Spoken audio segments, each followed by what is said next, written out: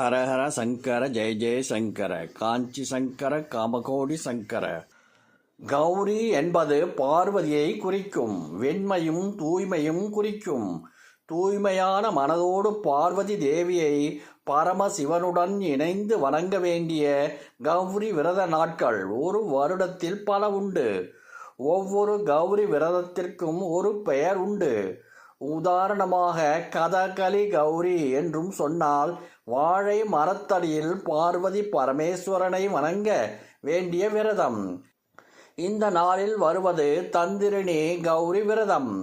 தந்திரிணி என்பது புலியை குறிக்கும். புலிய மரத்தடியில் கௌரி பரமேஸ்வரர் படத்தை ஆவாகனம் செய்து பூக்கள் சூடி தூப தீப ஆராதனை காட்ட வேண்டும்.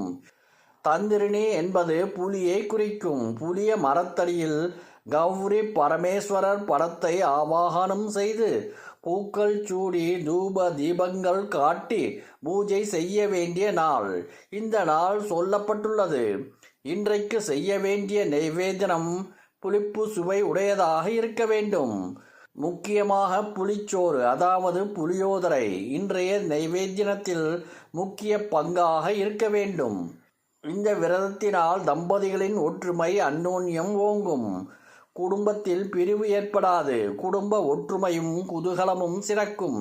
பொதுவாக சுக்கிரன் சில ஜாதகங்களில் கன்னி ராசியில் நீசமர அடைந்திருப்பார்.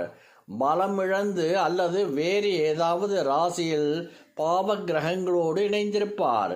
இப்படி அமைந்த ஜாதகங்களுக்கு சுப தடைகள் இருக்கும். திருமண தடைகாலம் முதலிய தோஷங்கள் நிற்கும். இந்த தோஷங்கள் விலக இந்த தந்திரிணி கௌரி விரத பூஜை செய்யலாம்.